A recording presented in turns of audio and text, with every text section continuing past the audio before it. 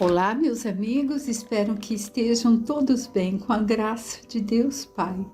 E também com a graça de Deus nós vamos ter mais um dia de oportunidade de aprendermos sobre os ensinamentos de Jesus, pois que estamos estudando o Evangelho segundo o Espiritismo.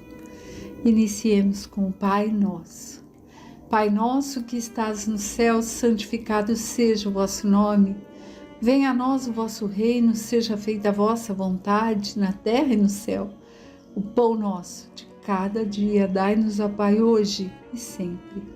Perdoa as nossas dívidas, como também devemos perdoar aos devedores. Não nos deixes cair em tentações e livra-nos, Pai, de todo mal. Que assim seja com a graça de Deus. Nós estamos estudando o capítulo 16 do Evangelho segundo o Espiritismo. Não se pode servir a Deus e a Mamon, ou seja, seguir a Deus e a materialidade. Mamon é visto como Deus das riquezas, ele representa o lado material. E nós já vimos algumas passagens, desse evangelho, que foi a salvação dos ricos, aí vimos resguardar-se da avareza, e o último foi Jesus na casa de Zaqueu, que nós aprendemos tanto. Vimos que a casa nem sempre é a casa material, mas principalmente a casa mental, onde nós todos queremos que Jesus faça morada em nossa casa mental. E hoje nós vamos ver a parábola do mal rico. Então vamos à leitura. Havia um homem rico que se vestia de púrpura e linho. Havia um homem rico que se vestia de púrpura e linho e que se cuidava magnificamente todos os dias. Havia também um mendigo chamado Lázaro, deitado à sua porta, todo coberto de chagas, que desejava saciar-se das migalhas que caíam da mesa do rico. Mas ninguém lhe dava nada, e os cães vinham lamber-lhe as chagas. Bem, nessa passagem nós vemos que está escrito ali, bem no comecinho nós já temos que falar dela, O homem rico se vestia de púrpura e linho e se cuidava magnificamente todos os dias. Mas é necessário que tenhamos em mente que esse cuidado que ele tinha todos os dias, ele cuidava do corpo, da aparência dele. Então, ele cuidava daquilo que os outros viam, daquilo que ele se via no espelho, e não da essência. E aí vemos que tinha ali também o Lázaro, que era ali alguém que não tinha nada, era um mendigo que ficava à espera do que sobrasse dos ricos. E só tinha um cão que vinha lamber-lhe as chagas, porque ninguém lhe dava nada. Aí o que nós podemos ver nesse pedacinho? Ele não tinha nada, ele não tinha bens, não tinha casa, ele estava ali na calçada. Ele não tinha saúde porque estava com as chagas que o cão lambia. Porém, nós não vimos nesse trecho que ele maldizia a vida. Ele estava ali resignado, passando por uma prova. Não sabemos de onde ele veio, mas está mostrando essa posição de Lázaro, de resiliência, de estar ali passando um mau bocado e nem assim reclamar. Aconteceu que esse mendigo morreu e foi levado pelos anjos ao seio de Abraão. Gente, sempre que falarmos Abraão, quando usar essa palavra aqui, que muitas vezes vai aparecer em vários capítulos, significa pai, significa Deus. E por quê? Porque os hebreus, para os hebreus, Abraão é o símbolo do Pai, é esse símbolo maior, o símbolo de Deus. E aqui Kardec usou essa expressão como era usado lá. Então ele foi levado por Deus, foi levado pelos anjos ao seio de Abraão. O rico também morreu e foi sepultado no inferno. E quando estava nos tormentos, levou os olhos ao alto e viu de longe Abraão e Lázaro em seu seio. E gritando, disse estas palavras: Meu pai, tende piedade de mim e enviai-me Lázaro, a fim de que ele molhe a ponta de seu dedo na água para refrescar minha língua, pois sofro extremos tormentos nesta chama. Ele, na verdade, está no abismo, né? Nas zonas abismais de dificuldade, o que na época era simbolizado como um lugar de dificuldade, que é o inferno, que é citado logo ali. Então nós percebemos aqui que esse homem rico pede a Deus, a Abraão, para que ele possa mandá-lo para refrescar ali seus lábios, né? Mande Lázaro para satisfazer a sua sede, seu sofrimento. Ele pede isso, né? Fala, olha, tende piedade de mim, envie-me Lázaro. Quer dizer, mande Lázaro vir fazer isso. Ou seja, mesmo depois de desencarnado, se nós formos pensar assim no sentido exato da colocação, ele vê Lázaro como um servo, como alguém em posição inferior a dele. Ele está precisando ali de alívio, então me mande ele que está aí. Ele não pergunta se pode, como, se isso, se aquilo. Mande, estou necessitando. Mas pelo menos teve a humildade de estar ali se colocando, pedindo a Deus. Mas Abraão lhe respondeu: Meu filho, lembrai-vos de que recebestes vossos bens em vida, e que Lázaro somente recebeu males, por isso está agora na consolação, e vós nos tormentos. E além disso, está firmado um grande abismo entre nós, que é Abraão e Lázaro, e vós, de maneira que aqueles que querem passar daqui para onde estais, não o podem, como não se pode passar daí para cá. Por quê? Porque são provas difíceis, né, que estão passando. Ele passou pela prova da riqueza e não soube usar, né? Não teve ali a riqueza para ele, não era um prêmio, era para ele aprender a usar. E a pobreza para o Lázaro também não era um castigo. Agora havia um abismo, ele coloca, há um abismo entre nós, né? Tem ali esse abismo entre os que estão de um lado do merecimento e o outro lado. Lázaro consegue estar do lado do Pai por merecimento. É por isso que ele está lá. Então não tem como ele ir para o outro lado. A gente sabe, a gente vê nos livros a dificuldade quando querem mudar de um plano para o outro, né?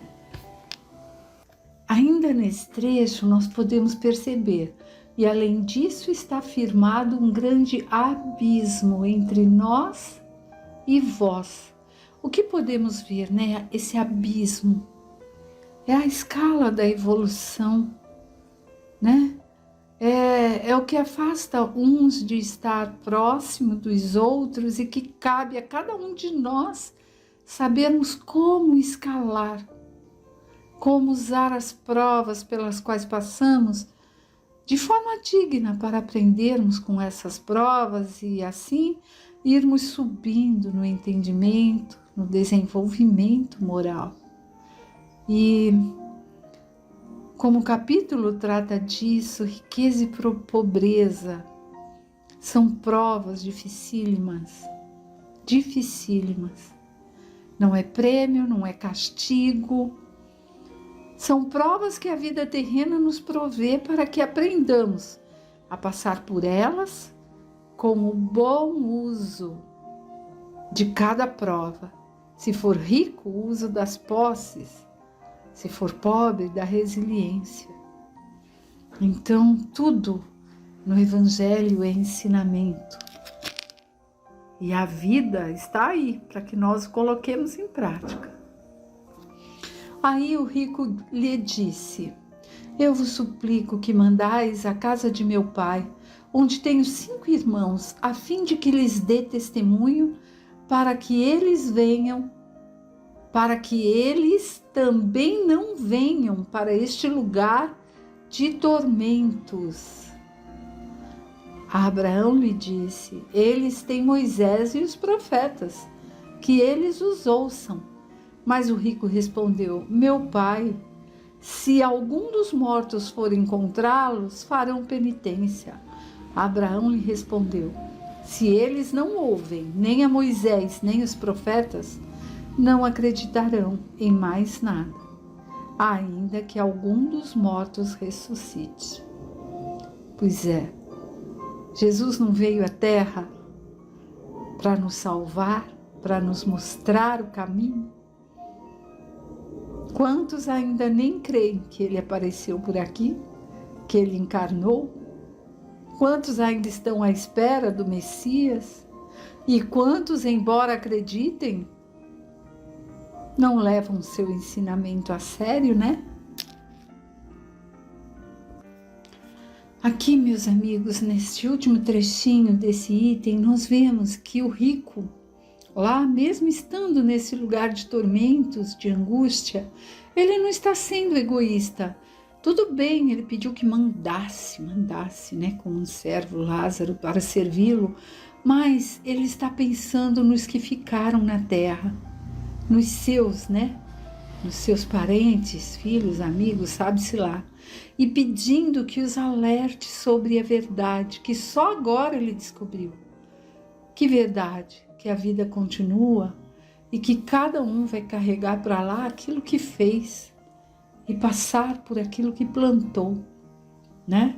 E aí nós vemos que Abraão responde: mas como? Vocês têm Moisés e o profeta. E ele fala: mas se enviar um dos mortos, eles farão penitência. Porque era através das penitências que se acreditava que se conseguia o céu na época, né? E aí Abraão fala: mas como assim? Se eles têm ali os Moisés e profeta, não acreditem nem que os mortos lá estejam, eles irão acreditar, eles irão crer na vida, né? Como a vida realmente é. Porque Jesus, gente, foi enviado à Terra para nos acordar para a verdadeira vida. E muitos ainda estão dormindo, acomodados. Aí a gente se pergunta assim: e por quê?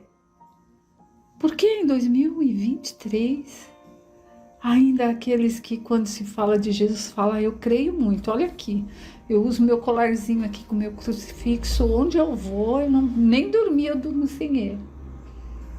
Isso é acreditar na imagem.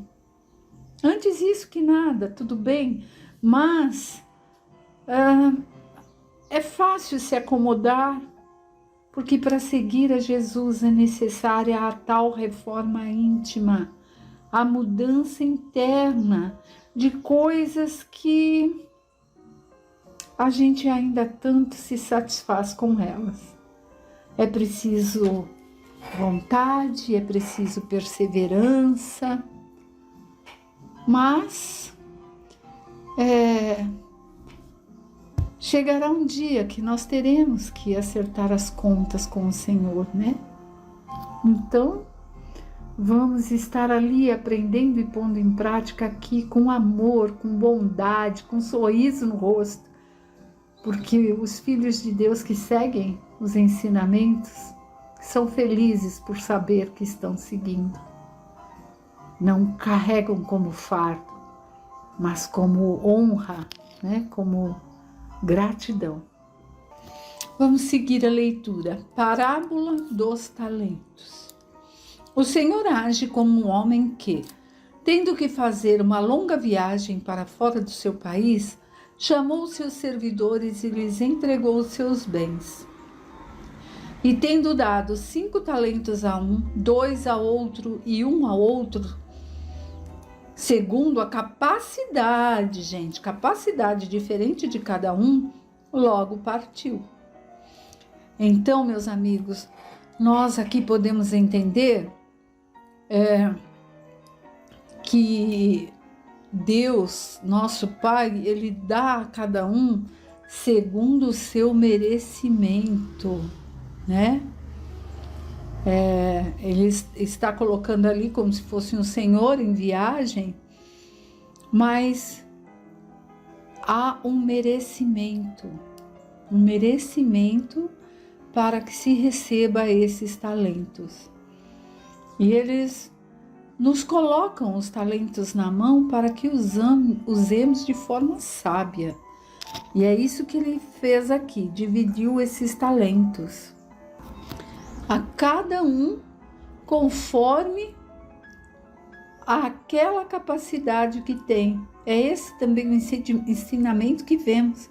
Cada um recebe os talentos conforme seu merecimento e sua capacidade, porque todos nós recebemos esses talentos por empréstimo.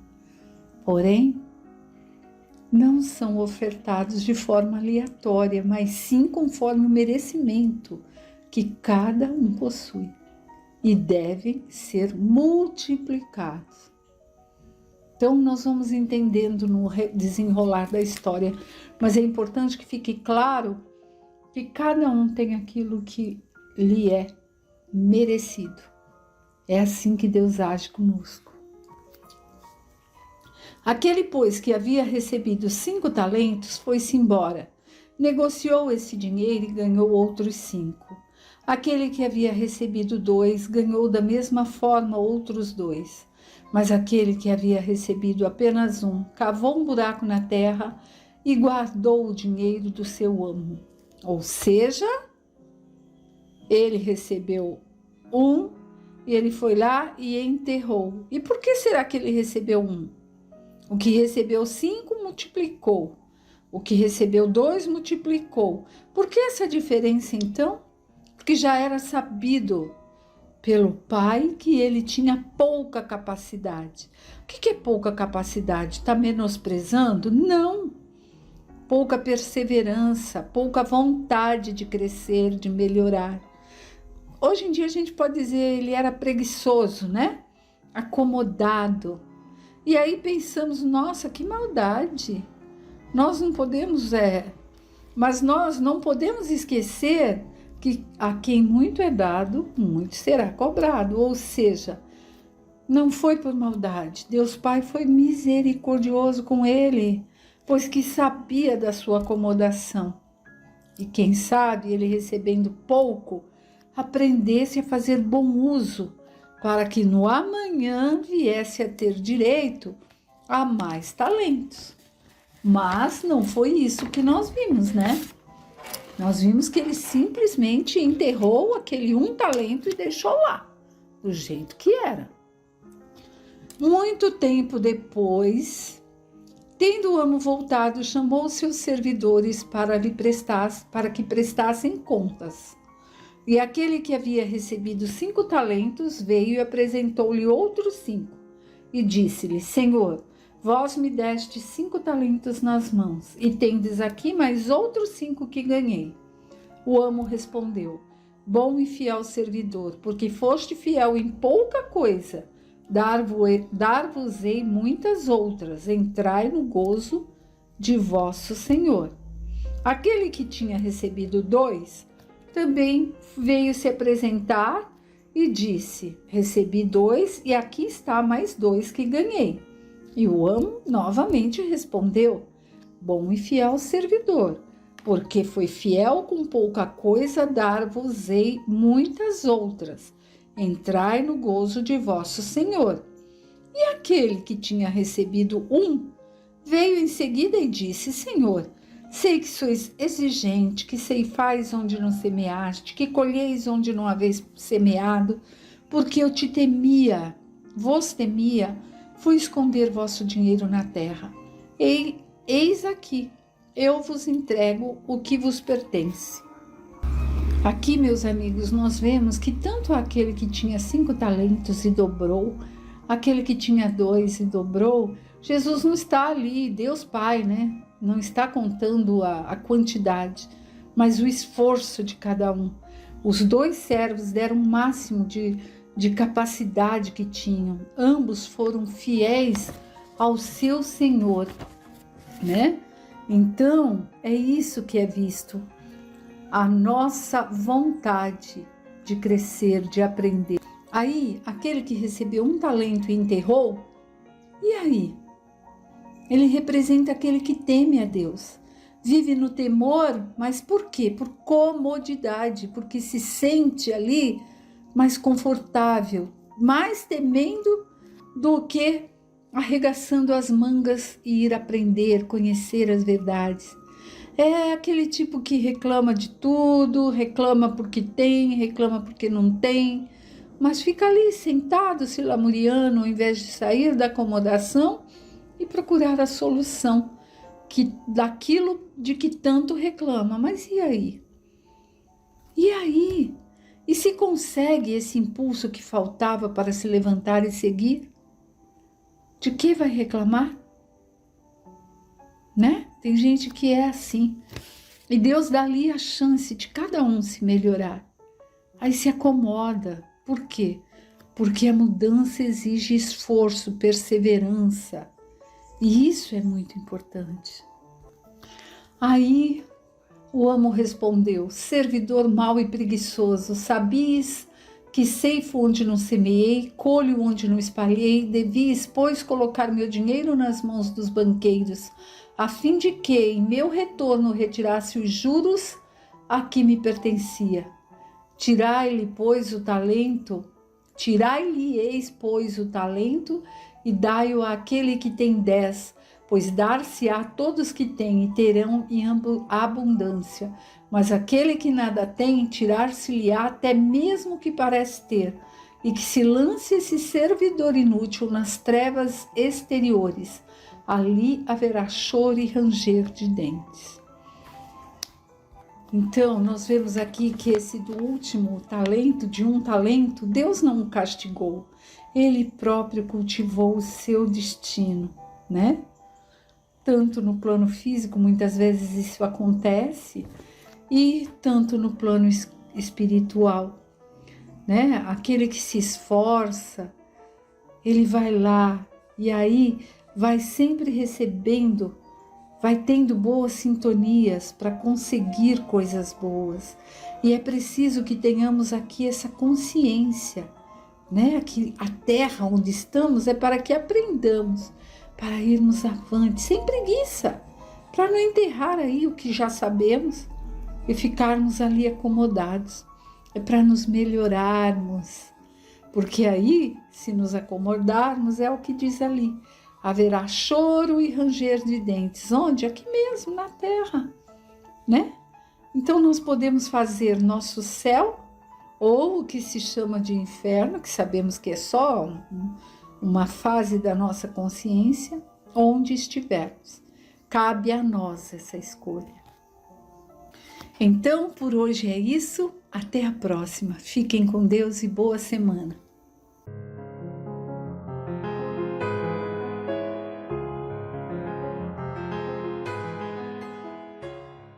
Agradecendo a Deus pela oportunidade de mais uma leitura e reflexão do Livro dos Espíritos por Allan Kardec. Estamos na conclusão do livro.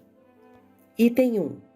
Aquele que só conhecesse de magnetismo terrestre o jogo dos patinhos imantados, que fazemos nadar na água de uma bacia, dificilmente poderia compreender que esse brinquedo encerra o segredo do mecanismo do universo e do movimento dos mundos. Acontece o mesmo com o que só conhece do Espiritismo o movimento das mesas. Ele não vê mais que um divertimento, um passatempo das reuniões sociais, e não compreende que esse fenômeno tão simples e tão vulgar conhecido da antiguidade e até mesmo dos povos semi-selvagens, possa estar ligado aos mais graves problemas da ordem social. Para o observador superficial, com efeito, que relação poderia ter uma mesa que gira com a moral e o futuro da humanidade? Mas quem quiser refletir, se lembrará de que uma simples panela cuja tampa se erguia com o vapor, fato que também se verifica desde toda a antiguidade, saiu o possante motor com que o homem atravessa o espaço, suprimindo as distâncias. Pois bem, vós que não acreditais em nada fora do mundo material, sabei que dessa mesa que gira e provoca o vosso sorriso de desdém, saiu toda uma ciência, com a solução de problemas que nenhuma filosofia pudera resolver. Apelo a todos os adversários de boa-fé e lhes suplico dizerem se tiverem o trabalho de estudar o que criticam. Porque, em boa lógica, a crítica só tem valor quando o crítico conhece o assunto. Zombar de uma coisa que não se conhece, que não se sondou com o escalpelo do observador consciencioso, não é criticar, mas dar prova de leviandade e uma pobre ideia de sua capacidade de julgamento. Seguramente, se tivéssemos apresentado esta filosofia como uma obra do cérebro humano, ela teria encontrado menos desdém e teria merecido as honras de um exame dos que pretendem dirigir a opinião. Mas ela vem dos espíritos, que absurdo! É muito que mereça um olhar. Julgam-na pelo título, como o macaco da fábula julgava a nós pela casca. Fazei, se o quiserdes, abstração da origem. Suponde que este livro seja obra de um homem e dizei no vosso íntimo e em consciência, depois de o ler seriamente, se encontrastes matéria para zombaria. Nesse primeiro item sobre a conclusão, Kardec se refere à grandeza dessa obra que só vai ser alcançada por aquele que a lê integralmente sem prevenções.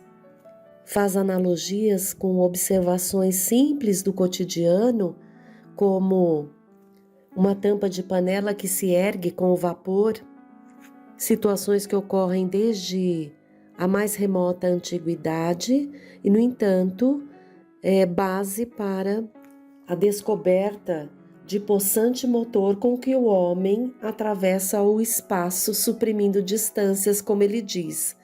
Cita também as situações das mesas girantes, onde provocava em alguns o sorriso de desdém, mas de onde saiu toda uma ciência com a solução de problemas que nenhuma filosofia pudera resolver.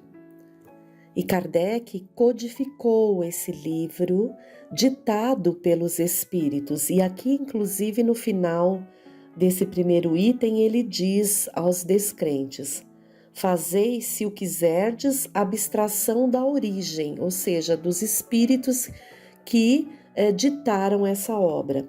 Suponde, ele continua, suponde que este livro seja obra de um homem e dizei no vosso íntimo e em consciência, depois de o ler seriamente, se encontraste matéria para zombaria.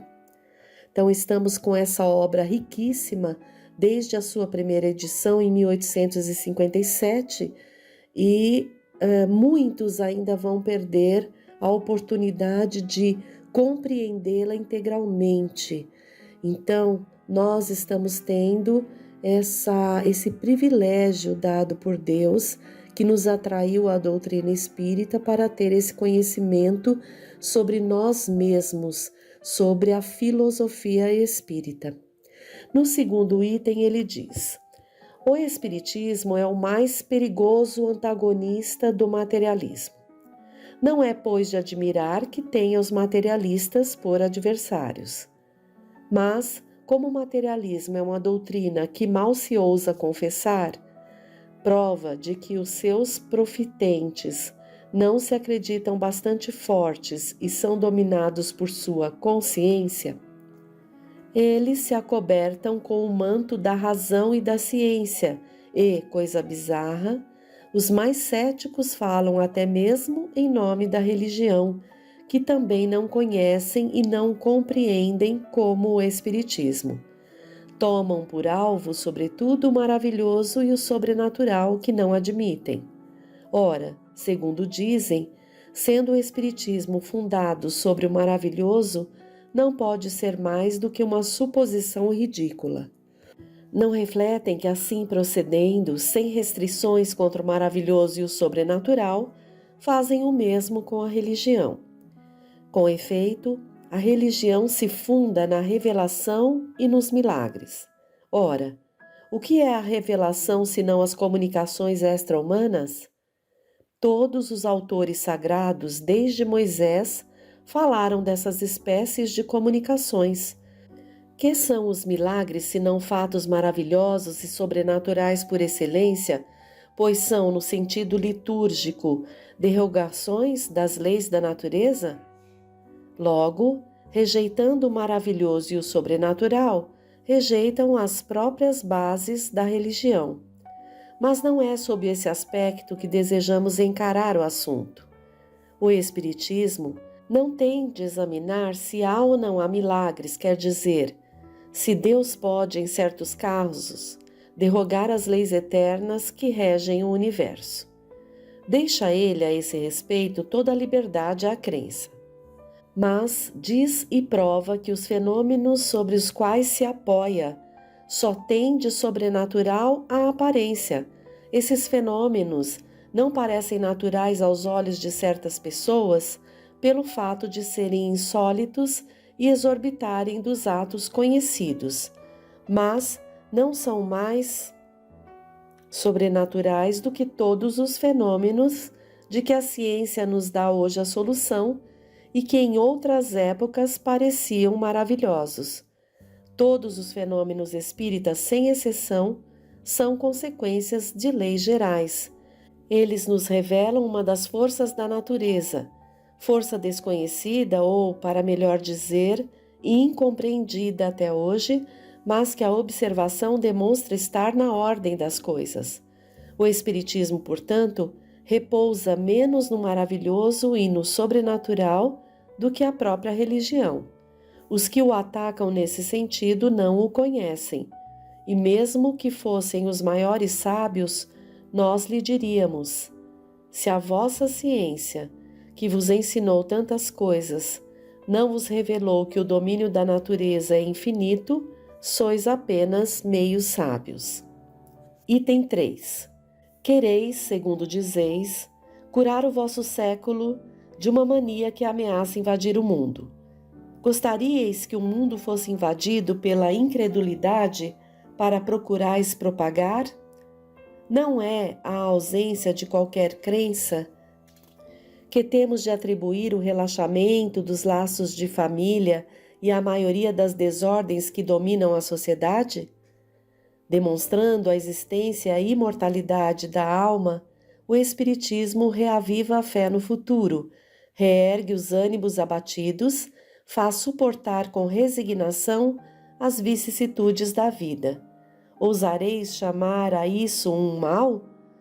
Duas doutrinas se enfrentam, uma que nega o futuro, outra que o proclama e o prova, uma que nada explica, outra que tudo explica e por isso mesmo se dirige à razão.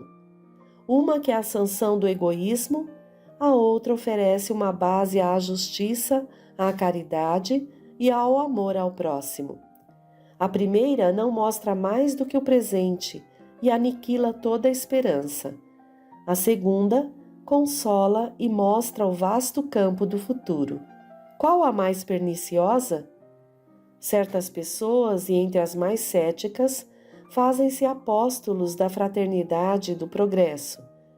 Mas a fraternidade supõe o desinteresse, a abnegação da personalidade.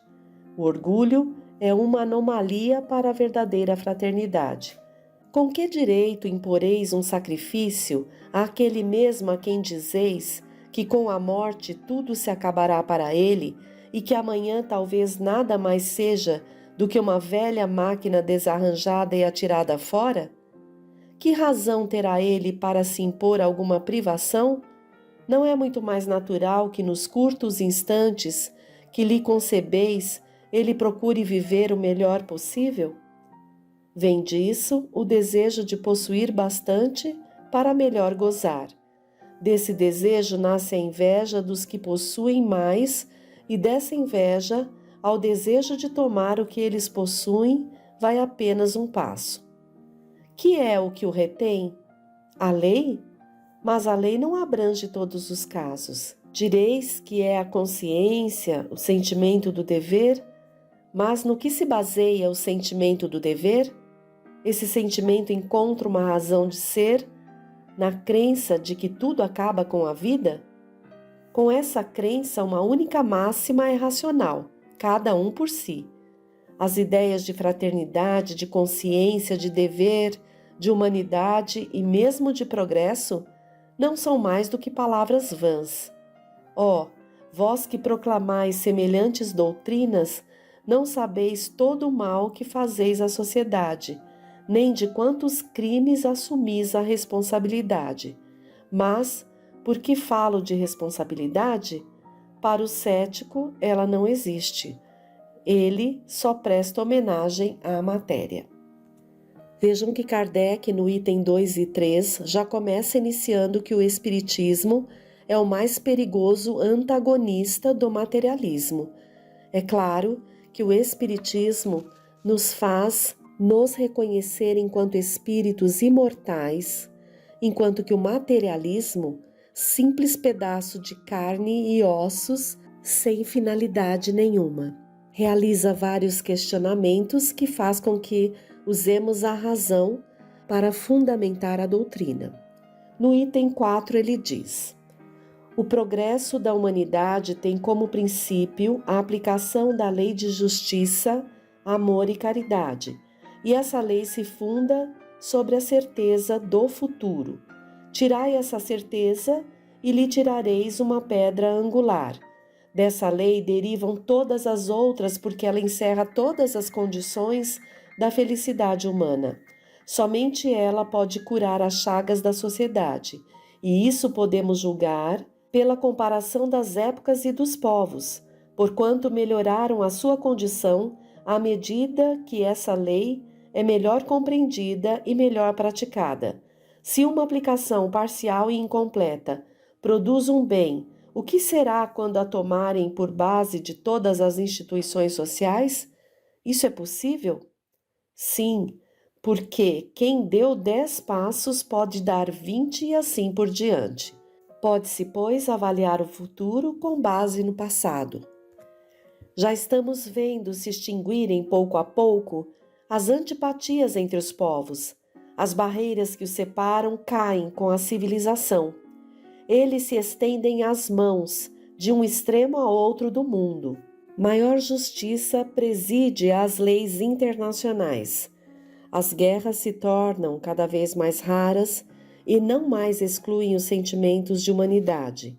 A uniformidade se estabelece nas relações. As distinções de raça e de castas desaparecem e os homens de crenças diferentes fazem calar os preconceitos sectários para se confundirem na adoração de um Deus único. Falamos dos povos que se encontram à frente da civilização. Sob todos os aspectos, estamos ainda longe da perfeição e existem ainda muitos resíduos antigos a serem destruídos, até que tenham desaparecido os derradeiros vestígios da barbárie. Mas aqueles vestígios poderão opor-se ao poder irresistível do progresso e essa força viva que é em si mesma uma lei da natureza? Se a geração presente é mais adiantada que a anterior, por que a que nos sucederá não seria mais do que a nossa? Ela o será por força das coisas. Primeiro, porque com as gerações se extinguem dia a dia alguns velhos campeões dos velhos abusos, e assim, pouco a pouco, a sociedade vai se formando de elementos novos, destituídos dos velhos preconceitos. Em segundo lugar, porque desejando o progresso, O homem estuda os obstáculos e se empenha em derrubá-los. Desde que o movimento progressivo é incontestável, o progresso futuro não poderia ser posto em dúvida. O homem, por sua natureza, quer ser feliz e não busca o progresso senão para aumentar a sua felicidade, sem o que o progresso não teria objetivo. O que seria o progresso para ele se não tivesse por fim melhorar-lhe a posição? Mas, quando tiver a soma de felicidade que o progresso intelectual lhe pode dar, perceberá que essa felicidade não é completa, reconhecendo que ela é impossível sem a segurança das relações sociais. E esta segurança ele só a encontrará no progresso moral. Então, por força das circunstâncias, ele mesmo impulsionará o progresso nesse sentido e o Espiritismo lhe oferecerá a mais poderosa alavanca para atingir o alvo. Vejam que o item 4 fica muito claro tudo o que vem ocorrendo. O progresso intelectual, o progresso das leis, as grandes aquisições na evolução das relações humanas, embora, como ainda estamos num planeta de expiações e provas, ainda há as situações das guerras, das dificuldades morais, mas isso hoje já nos toca de uma outra forma. E já sentimos que não podemos avançar apenas em tecnologia, mas sim em progresso moral, para que haja equilíbrio em todos os sentidos nas relações entre os povos no planeta. E estamos caminhando para isso. E o Espiritismo, como diz aqui, há de ser uma alavanca, pois traz para nós toda essa questão das encarnações e da justiça de Deus, o que vai nos impelindo à reforma íntima e o melhor proceder. Aqui, logo no comecinho desse item 4, Kardec diz: o progresso da humanidade tem como princípio a aplicação da lei de justiça, amor e caridade, e essa lei se funda sobre a certeza do futuro. E a humanidade em si já mostra o que quer. Quer a sabedoria, mas quer a paz.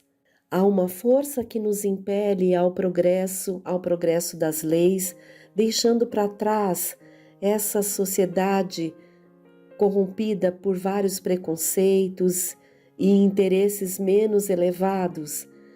Como diz Kardec, o homem, por sua natureza, busca a felicidade, mas estamos todos nesse aprendizado de que eu não posso ser feliz se não fizer feliz o próximo. Então, essa é a busca pela extinção do egoísmo, da vaidade, do orgulho e o crescimento da fraternidade, porque se todos estiverem bem, eu também estarei. E assim, hoje nós finalizamos por aqui as nossas reflexões. Vamos dar continuidade no próximo encontro à leitura da conclusão feita por Allan Kardec desta obra que nos impele à reforma íntima de uma maneira muito segura e que nos dá muita alegria.